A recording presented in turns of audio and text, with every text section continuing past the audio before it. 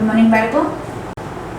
Last લેક્ચરની અંદર આપણે થોડું અમીબા વિશે જોયું હતું. ધોરણ 8માં ચેપ્ટર નંબર 8 આપણે જોયું કે એકકોષીય સજીવો, બહુકોષીય સજીવો કઈ રીતે પોતાના કોષો દ્વારા કામ કરે છે એવું આપણે લાસ્ટ લેક્ચરની અંદર જોયું. અમીબા વિશે આપણે થોડીક માહિતી મેળવી હતી.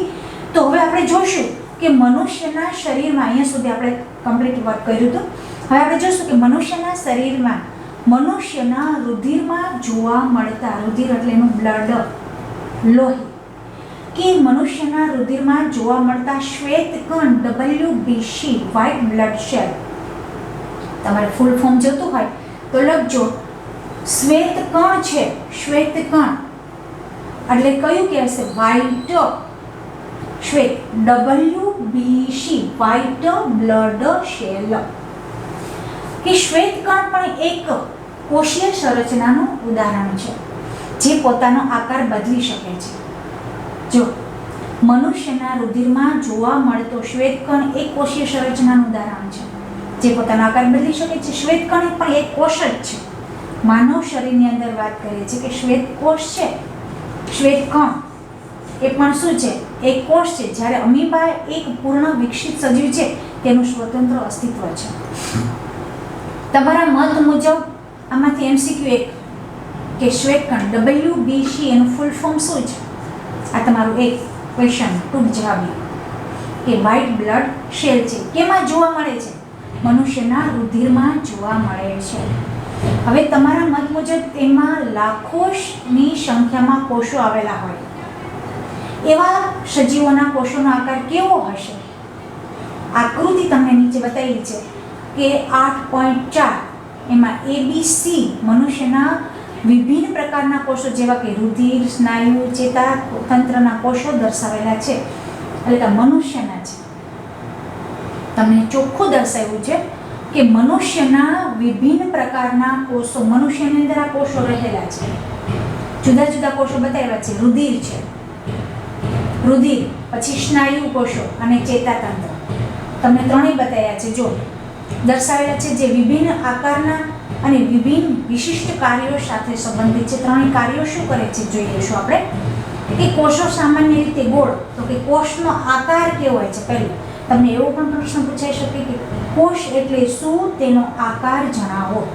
તો આપણે કોષની વ્યાખ્યા લાસ્ટ લેક્ચરની અંદર જોયું કે કોષ એટલે કે રચનાત્મક અને ક્રિયાત્મક એકમ એટલે શું કહેવાય?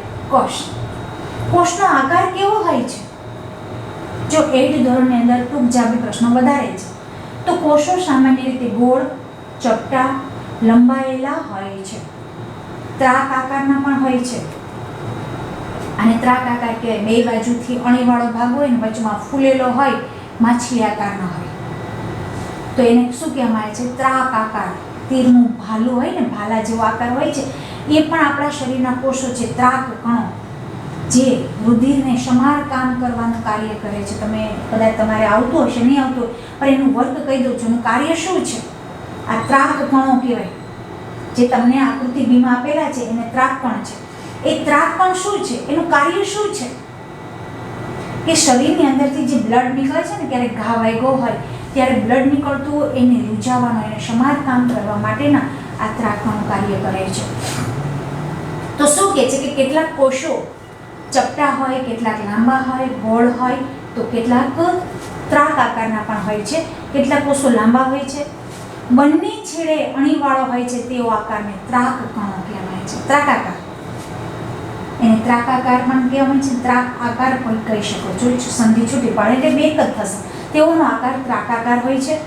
જે આકૃતિ તમને 8.4 ની અંદર બીમાં બતાવ્યું છે. ઘણા વાર કોષો ઘણા બધા લાંબા હોય છે. ઘણા કોષો એવા પણ હોય છે કે લાંબા હોય છે. કેટલાક કોષો શાખાવાળા હોય છે, જે કે ચેતાકોષ, કે શરીરની અંદર સૌથી મોટામાં મોટો કોષ હોય ને તો ચેતાકોષ છે. માનવ શરીરની અંદર સૌથી મોટો કોષ જે શાખાવાળો હોય છે, ખૂબ લાંબો હોય છે, એ કોષને શું કહેવામાં આવે છે? ચેતાકોષ તરીકે ઓળખાય. ચેતાકોષનું કાર્ય શું છે? જોજો, એક જ પેરેગ્રાફમાંથી કેટલા ક્વેશ્ચન નીકળે છે કે ચેતાકોષનું કાર્ય શું છે? તો કે સંદેશો પહોંચાડે છે. તમને સહેજ કોઈ ચીકલી ભરે તો તરત જ ખબર પડી જાય છે મને અહીંયા ચીકલી ભર્યું છે. એ કાર્ય કોણ કરે છે? ચેતાકોષ. કેમ કે શરીરની અંદર આ માનવ શરીર છે એની અંદર બધી ચેતાઓ રહેલી હોય છે. ઘણી વખત તમે હોસ્પિટલમાં જાઓ ત્યાં આવું એક ચિત્ર બતાવેલું હોય, આમાં એક ભાઈ ઊભા હોય છે, એની અંદર રેડ કલરની પલ્સ હોય છે. પલ્સ બધી એ ચેતાઓ છે. આપણે સૂંઘી શકીએ છીએ તો ધ્રાણ ચેતા છે. એવી જ રીતે જ્ઞાન ચેતાઓ, મગજને આપણે સમજી શકીએ છીએ, મગજ આપણું બધું કન્વર્ટ કરી શકીએ છીએ એ ચેતાકોષ દ્વારા, જ્ઞાનતંતુ દ્વારા, કે જે સૌથી મોટામાં મોટો કોષ છે એને શું કહેવાય છે? ચેતાકોષ. તો ચેતાકોષનું કાર્ય શું છે? સંદેશો પ્રાપ્ત કરી તેનું વહન કરવાનું છે. કે આપણને કોઈ કહ્યું છે કે ભાઈ હવે ધીરજ રહે, તો આપણને ખ્યાલ આવે કે હા ભાઈ રોકવાનું કહ્યું છે. એ સંદેશોનું વહન મગજ સુધી પહોંચાડવાનું કાર્ય કોણ કરે છે? ચેતાકોષ. જેના દ્વારા શરીરનું સંકલન તેમજ સહનિર્માણનું કાર્ય થાય છે. જો હવે આપણે જોશું આગળ કે મનુષ્યના ગોળાકાર રક્ત એટલે આ હમણાં જ આપણે કહ્યું હતું રક્તકણ, આ પછી ત્રાકાકાર, આ પણ કોષ શેલ છે, સ્નાયુ કોષો, એના પછી લાંબો શાખીય ચેતાકોષ છે. હવે તમને થોડું અમથામાં આવ્યું છે એટલે માહિતગાર કરી દો અમને કે જે આ છે ને એને શાખિત કહેવામાં આવે છે. એને શું કહેવાય છે? સંખિત કહેવાય છે. આ એક કોષ છે, આ કોષ છે. પછી આ જે આપ્યું છે ને આ છે ચેતાંત, અને આની અંદર જે ગાંઠો છે એને રેનવીયર ગાંઠ કહેવામાં આવે છે. પૂંછડાનો ભાગ, આની અંદર તંતુ હોય છે, અક્ષતંતુ અને શિખાતંતુ. હવે તમે આ શિખાતંતુ કહેવાય. શું કહેવાય? આને શિખાતંતુ. અને આ જે તંતુ છે એને અક્ષતંતુ તરીકે ઓળખવામાં આવે છે. બે પ્રકારના આની અંદર હોય છે. કોષ કેન્દ્ર છે, કોષ કેન્દ્ર છે. શિખાતંતુ એટલે જે ફાટ પડે છે ને ફૂલ જેવું છે એ શિખાતંતુ છે. અહીંયા અક્ષતંતુ કહેવાય. અને આ ગાંઠથી જે ભાગ જોડેલા છે ને આવી રીતે આમ ભાગ જોડેલા છે એને રેનવીયરની ગાંઠ કહેવાય ને. રેનવીયરની ગાંઠથી પહેલો છેલ્લો જે પૂંછડિયાળો ભાગ કહેવાય એને ચેતાંત કહેવામાં આવે છે, જેનાથી કોષનું વહન થઈ અને આપણા મગજ સુધી સંદેશો પહોંચાડે છે કે આ ભાઈ કોઈ કાંઈ કહ્યું છે. આના પણ જુદા ભાગ છે અને આ જ્યારે આવશે ને ત્યારે તમને વિસ્તૃતપૂર્વક સમજાઈશ કે ચેતાતંત્ર છે શું. ખાલી મેં તમને ત્યારે ભાગ વર્ણવ્યા અને સૌથી મોટામાં મોટો કોષ છે. હવે આપણે આગળ જોઈશું કે શું તમે અનુમાન લગાવી શકો છો કે કોષ કયો ભાગ છે તેનો આકાર પ્રદાન કરે છે. કોષોના જુદા જુદા ભાગો એક પટલ દ્વારા ઘેરાયેલા હોય છે. આ પટલ વનસ્પતિ તેમજ પ્રાણીઓના કોષોનો આકાર પ્રદાન કરે છે. બંનેની અંદર હોય છે. વનસ્પતિની અંદર એક કોષ હોય છે ને અને પ્રાણીઓની અંદર પણ હોય છે. વનસ્પતિ કોષો તેમાંથી વિશેષ એક આવરણ આવેલો હોય છે જેને કોષ દિવાલ તરીકે ઓળખવામાં છે. બહુ સરસ આપ્યું છે જો કે એક પટલ દ્વારા ઘેરાયેલા હોય છે. આ પટલ વનસ્પતિમાં હોય અને પ્રાણીઓના કોષોને આકાર પ્રદાન કરે છે. વનસ્પતિ કોષોમાં એક વિશેષ આવરણ હોય છે. ખાસ ધ્યાન રાખજો કોષ દિવાલ શેમાં હોય છે? વનસ્પતિ કોષોમાં જેનાથી એક વિશેષ આવરણ બને ને એને શું કહેવામાં આવે છે? કોષ દિવાલ, શેલ વોલ કહેવામાં આવે છે. તે કોષોનો આકાર તેમજ દ્રઢતા. દિવાલ હોય તો આપણે કંઈ કરી શકીએ નહીં. વનસ્પતિની અંદર જે બહારનું આવરણ છે ને એને કોષ દિવાલ તરીકે આપણી ભાષામાં કોષ દિવાલ કહે છે. જે આકાર, જે કોષોને આકાર તેમજ દ્રઢતા પ્રદાન કરે છે. બેક્ટેરિયાના કોષોને પણ કોષ દિવાલ જોવા મળે છે. એટલે તમને એટલું ખબર પડેਗੀ કે આમાંથી કયો ક્વેશ્ચન કે કોષ દિવાલ એટલે શું, તે કયા સજીવોમાં જોવા મળે છે? તો કે વનસ્પતિની અંદર અને કેમાં? બેક્ટેરિયાની અંદર કોષ દિવાલ જોવા મળે છે. કોષ દિવાલ એટલે શું કે વનસ્પતિના કોષોમાં તેનાથી એક વિશેષ જે આવરણ બને છે વનસ્પતિનું બાહ્ય આવરણ એને શું કહેવામાં આવે છે? કોષ દિવાલ. કોષ દિવાલ કેની અંદર જોવા મળે છે? તો કે બેક્ટેરિયા અને વનસ્પતિની અંદર આ કોષ દિવાલ જોવા મળે છે. હવે કોષોનું કદ કેટલું હોય છે? Size of cells. કોષોનું કદ કેવું હોય છે? સૌથી નાનામાં નાનું કેટલું હોય? સૌથી મોટામાં મોટા. આપણે શ્રાવનું ઈંડું જોયું હશે તમે. સૌથી મોટામાં મોટો કોષ એની અંદર હોય છે. સજીવમાં કોષનું કદ યાદ રાખજો. MCQ ના પ્રશ્નો છે અને ટૂંક જવાબી પ્રશ્નો પણ છે કે સજીવોમાં કોષનું કદ 1 મીટરના 10 લાખના ભાગ માઇક્રોસ્કોપ અથવા માઇક્રોન, નાનામાં નાનો ભાઈ કહેવામાં આવે છે. જો શું કહે છે, સજીવોના કોષનું કદ 1 મીટરના 10 લાખનો ભાગ. એટલે વિચાર તો કરો કેટલું સૂક્ષ્મ હશે, જેને ક્યાં વડે જોઈ શકાય છે. કેટલું હોય છે? માઇક્રોમીટર અથવા તો માઇક્રોન જેટલું નાનું હોઈ શકે છે. એટલું કોષનું કદ હોય છે, કેટલું નાનું, અતિ સૂક્ષ્મ કહેવામાં આવે છે. અથવા કેટલાક સેન્ટીમીટર જેટલા લાંબા પણ હોય છે. જો અમુક કોષો એવા હોય છે અતિ સૂક્ષ્મ હોય છે, અતિ નાના હોય છે, તો અમુક કોષો એવા હોય છે કે સેન્ટીમીટર પણ લાંબા હોય છે. પરંતુ મોટાભાગના કોષો અત્યંત સૂક્ષ્મ હોવાથી ખુલ્લી આંખો જોઈ શકાતા નથી. મોસ્ટલી આપણે એમ જ મેં હમણાં તમને કહ્યું તો કોષો છે એ ખૂબ જ નાના હોય છે, જેને નરી આંખે જોઈ શકાતા નથી. એને જોવા માટે માઇક્રોસ્કોપનો ઉપયોગ કરવો છે. એવું મેં તમને આ લેશન સ્ટાર્ટ થયું ને ત્યારે શરૂઆતમાં સમજાવી દીધું. તો મેં કહ્યું કે ખુલ્લી આંખે જોઈ શકાતા નથી, પરંતુ તેને જોવા માટે શું કરવું પડે છે? તો કે તેને માઇક્રોસ્કોપ દ્વારા મોટા અથવા વિવર્ધન કરી અને જોવામાં આવશ્યક છે. સૌથી એમસીક્યુનો ક્વેશ્ચન છે બેટા, ખાસ યાદ રાખજો કે શું કહે છે કે સૌથી નાના કોષનું કદ, સૌથી નાના કોષનું કદ 0.1 થી 0.5 માઇક્રોમીટર છે. જે બેક્ટેરિયલ કોષ છે, આ કેમાં હોય છે? તો બેક્ટેરિયલ કોષ છે એમાં સૌથી નાનામાં નાનું કોષનું કદ 0.1 થી 0.5 માઇક્રોમીટર જેટલું હોય છે. તો સૌથી મોટું જે તેનું કદ શું કહે છે કે તો એનું કદ સૌથી મોટું કદ કોનું કહેવાય છે? તો સૌથી મોટો કોષ છે શ્રાવમૃગનું ઈંડું.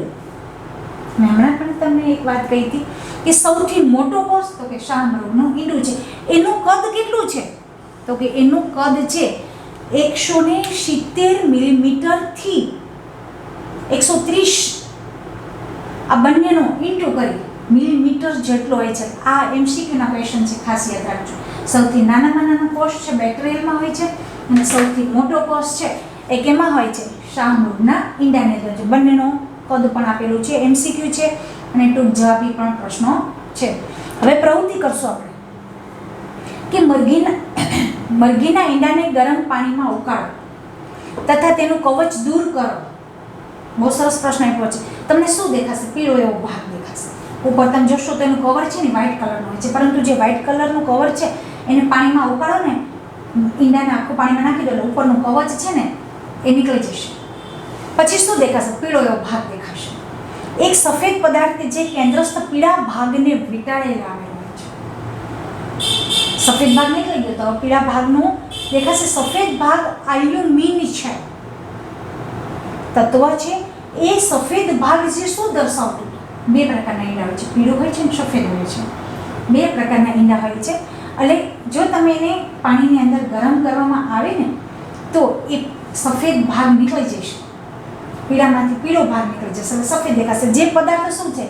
આલ્યુમિની છે, જે ઉકાળવાથી ઘટ ભાગમાં પરિવર્તન થાય. જર્દી કહેવાય એને. શું કહેવામાં આવે છે?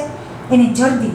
જે ભાગ ઉકળે ને એકદમ ઘટ પદાર્થ હોય છે, ચીકણો થોડોક પદાર્થ હોય છે, એને જર્દી તરીકે ઓળખવામાં આવે છે. પીળો ભાગ જે જર્દી છે. આ એક કોષોનો ભાગ છે જેને તમે માઇક્રોસ્કોપ વગર પણ જોઈ શકો છો.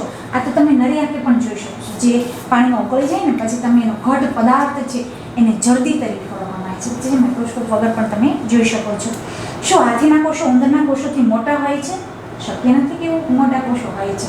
જેનું કદ મોટું હોય એના કોષો મોટા હોય એવું શક્ય હોતું નથી. એ તો એના કાર્યક્ષમતા ઉપર આધાર રાખતું હોય છે. આ પોઈન્ટ પહેલાં બી બોલી છું કે શું કહે છે કે કોષોનું કદ પ્રાણી અથવા વનસ્પતિના કદ સાથે સંબંધિત હોતું નથી. તો એવું બિલકુલ શક્ય નથી કે હાથીના કોષો ઉંદરના કોષોથી મોટા હોય. કોષોના કદનો સંબંધ તેના કાર્યો સાથે હોય છે, કે કેવું કાર્ય કરે છે ને એના પ્રમાણે કોષ હોય છે. ઉદાહરણ તરીકે ચેતાકોષ હાથી તેમજ ઉંદર બંનેમાં લાંબા અને શાખિત હોય છે. જો શું કહે છે કે ઉદાહરણ તરીકે ચેતાકોષ છે તો ઉંદર નાના કદના છે, જ્યારે હાથી છે સૌથી મોટા કદનો હોય છે. તો બંનેની અંદર ચેતાકોષ તો હોય જ છે, લાંબો શાખિત હોય જ છે. તે ઉર્મી વેગનું સ્થાનાંતર વહનનું કાર્ય કરે છે. એ પણ સમજ હોય છે ને. હાથી બી જો એને બી જ્ઞાનતંતુ હોય છે, એને પણ સમજ પડે છે કે આપણને કોઈ મારે છે તો એ પણ મારે છે. તો એ ક્યારે ખબર પડે છે કે એની અંદર ચેતાકોષ હોય છે. તો ઉંદરને બી ખબર પડે છે કે હવે આપણને કોઈ મારવા આવે છે તો એ બી ભાગે છે. તો એ જે ઉર્મી વેગનું સ્થાનાંતરનું વહનનું કાર્ય કરે છે ચેતાકોષ, તો બંનેની અંદર છે, પરંતુ એના કાર્ય પ્રમાણે હોય છે. ઉંદરનું કાર્ય ઓછું હોય તો એનું અંદર થોડું ઓછું, પણ હાથી છે એનું કાર્ય વધારે હોતું હોય તો એનું વધારે લાંબી અને શાખી ચેતાકોષ હોય છે. કોષ રચના અને કાર્ય. તમે અભ્યાસ કરી ચૂક્યા છો કે પ્રત્યેક સજીવ અનેક અંગ ધરાવે છે. તમે ધોરણ 7માં પાચક અંગો વિશે અભ્યાસ કરી ચૂક્યા છો, જે ભેગા મળીને પાચન તંત્રની રચના કરે છે. પાચન તંત્ર એટલે મુખથી શરૂ થાય. જો શું કહે છે, તમે ધોરણ 7માં શીખ્યા છો અંગો વિશે કે કોષ રચના અને કાર્ય શું છે, તો કે મુખ. પાચન તંત્રની શરૂઆત ક્યાંથી થાય છે, તો કે બધા જ અંગો ભેગા મળી અને પાચન તંત્રની, એટલે સમજી લો કે મુખથી માંડીને આપણા ઉદર સુધીનો ભાગ છે એ મનુષ્યનું પાચન તંત્ર, એટલે કે નાના આંતરડા સુધીનો, મોટું આંતરડું ત્યાં સુધીનો ભાગ છે મનુષ્યનું પાચન તંત્ર કહી શકાય છે. કોઈ પણ તંત્રમાં પ્રત્યેક અંગ અલગ અલગ કાર્ય કરે છે. જો શરીરનું કે આંખો છે એ જોવાનું કાર્ય કરે છે, હાથ છે એ પોતાનું કાર્ય કરે છે, તો હૃદય છે એ ધબકવાનું કાર્ય કરે છે, નાનું આંતરડું છે એ મનુષ્ય આહારનું પાચન કરવાનું કાર્ય કરે છે, દાંત છે એ આહારને કાપવાનું કામ કરે છે, જીભ છે વલોવાનું કાર્ય કરે છે. એટલે કે કોઈ પણ તંત્રમાં પ્રત્યેક અંગ જુદું જુદું અલગ અલગ કાર્ય કરે છે. જેમ કે પાચન, શ્વાંગીકરણ અને અભિશોષણ, તેવી રીતે જુદા જુદા વનસ્પતિના અંગો પણ વિશિષ્ટ કાર્ય કરે છે. ઉદાહરણ તરીકે મૂળ, પાણી અને ખનિજ ક્ષારો શોષણમાં મદદ કરે છે. તેમ ધોરણ તમે 7માં અભ્યાસ કર્યો કે પર્ણો ખોરાક સંશ્લેષણ માટે જવાબદાર છે. જો પ્રકાશ સંશ્લેષણ, વનસ્પતિ છે એ પોતાનું પ્રકાશ સંશ્લેષણ, પોતાનો ખોરાક કોના દ્વારા ગ્રહણ કરે, પર્ણો દ્વારા છે. તો દરેક અંગ એક નાના ભાગ દ્વારા નિર્માણ થાય છે, જેને શું કહેવામાં આવે છે, પેશી તરીકે ઓળખવામાં આવે છે. હરેક અંગ નાના ભાગથી જ, તો નાનો ભાગ છે કોણ, કોષ. તો કોષોનો જ્યારે સમૂહ બને એને પેશી તરીકે ઓળખવામાં આવે છે. નિશ્ચિત કાર્ય કરતા કોષોના સમૂહને શું કહેવાય, ટિશ્યુ, પેશી તરીકે ઓળખવામાં આવે છે. પહેલી સમજાવ્યું કે એક અંગ પેશીનું બનેલું છે, જે ખરેખર કોષોથી બનેલું છે. જીવંત સંરચનામાં કોષ એ મૂળભૂત રચનાત્મક એકમ છે. એટલે પહેલું સીધું પાછું પકડું ત્યાંથી જ કે કોષ એટલે શું, તો કે રચનાત્મક પહેલું હતું શું, ક્રિયાત્મક. કોષે બધી ક્રિયાઓ કરી, હવે શું થશે, એ બધી રચના કરી, ત્યારે કોષમાંથી પેશી બન્યું ને. તો કોષ છે એ રચનાત્મક અને ક્રિયાત્મક એકમ છે. હવે આવશે કોષોના ભાગો. તો શું કહે છે કે કોષોના મૂળભૂત ઘટકો તરીકે કોષના કેટલા ભાગો છે. જો કોષરસ પટલ, કોષરસ અને કોષ કેન્દ્ર. હવે તમને એવો પણ પ્રશ્ન પૂછાઈ શકે, કોષના ભાગો કયા કયા છે, તો કોષના મૂળભૂત ઘટકો તરીકે કોષરસ પટલ, કોષરસ અને કોષ કેન્દ્ર આ એના કોષના ભાગો છે. હવે બધા વિશે આપણે થોડું માહિતી લઈશું. કોષરસ અને કોષ કેન્દ્ર કોષરસ પટલ દ્વારા ઘેરાયેલા હોય છે. તમે કોષનું રસનું છે ને માઇક્રોસ્કોપ વડે તમે નિરીક્ષણ કરશો ને તો જ તમને ખ્યાલ આવશે કે કોષ રસ અને કોષ કેન્દ્ર, એટલે સૌથી અંદરનો ભાગ કોષ કેન્દ્ર, એની આજુબાજુનો ભાગ કોષ રસ, એ કોષ રસ પટલ એટલે એની ઉપરનો ભાગ એ દ્વારા ઘેરાયેલા હોય છે. એટલે અંદરનો ભાગ છે કોષ કેન્દ્ર, એની ઉપરનો ભાગ કોષ રસ, આ બંને કોનાથી ઘેરાયેલા હોય છે, કોષ રસ પટલ દ્વારા.